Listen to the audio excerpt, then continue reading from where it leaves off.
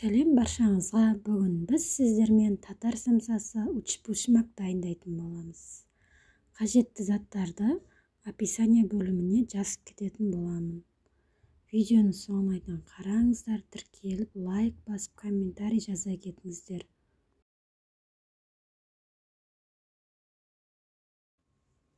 Бізге ең алдымен жылы сүт керек болады.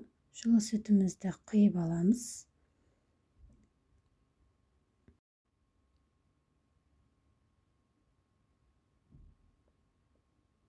Жылы сүттен кейін дрожжымызды, тұзымызды салып аламыз. Шекер саламыз. Жақсылап араластырамыз. Келесіде 2 қасық сұйық май. Жұмыртқамызды саламыз. 1 жұмыртқа. 1 шай қасықтай разрыхитель салатын боламыз. Барлығын жақсылап араластырамыз. Ұн салып қамыр илейміз. Қамырымыз қатты болмау керек, не қатты сұйық та болмау керек. Орташа етіп қол жабысатындай қамыр илеп шығамыз. Қамырымыз осындай болу керек. Бетіне сары май жағып 1 сағатқа көтерілгенше қойып қоямыз.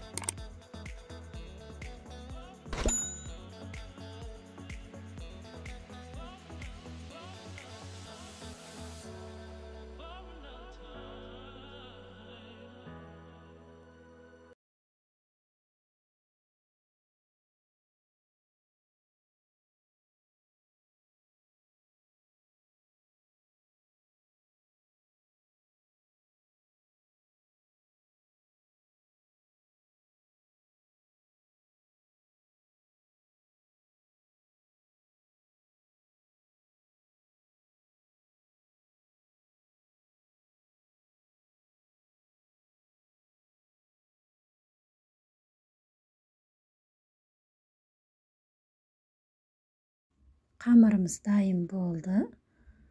Дайын болған қамырымызды домалақтап бөліктерге бөлетін боламыз.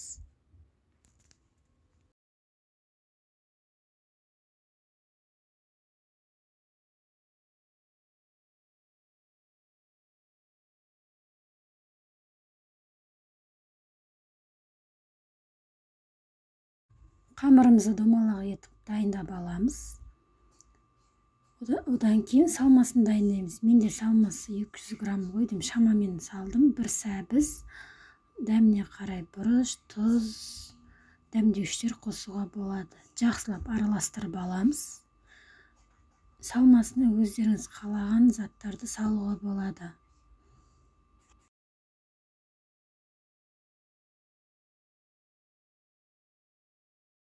Салмамыз дайын болды. Бұрыштап қамырымызды домалақ етіп жайып, оны бұрыштап самсаның формасына келтіретін боламыз.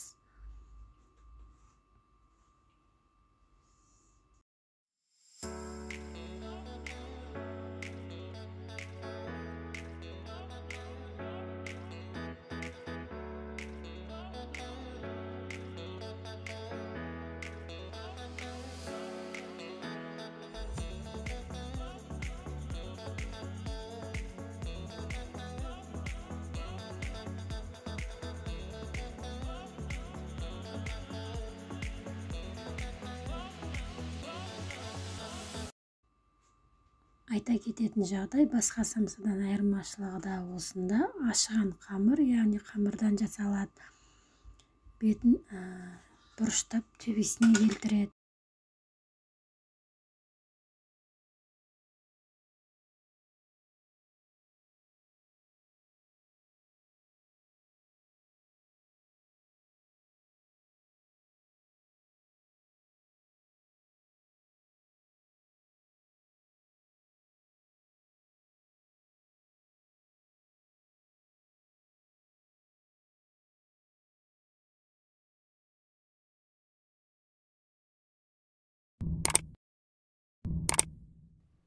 Дайын болған самсамыздың бетіне жұмыртқамызды жағып, оның үстіне күнжітімізді себетін боламыз.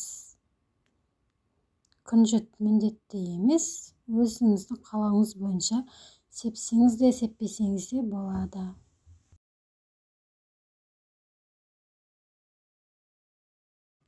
Міне біздің самсамыз дайын болды. Жасап көріңіздер, өте тәтті, өте дәмді болады. Рецепт ұнаса лайк басып, комментарий жазып, каналыма тіркеліп кетіңіздер. Сау болыңыздар. Рахмет. Менімен бірге видеомды соңына дейін көргендеріңіз үшін.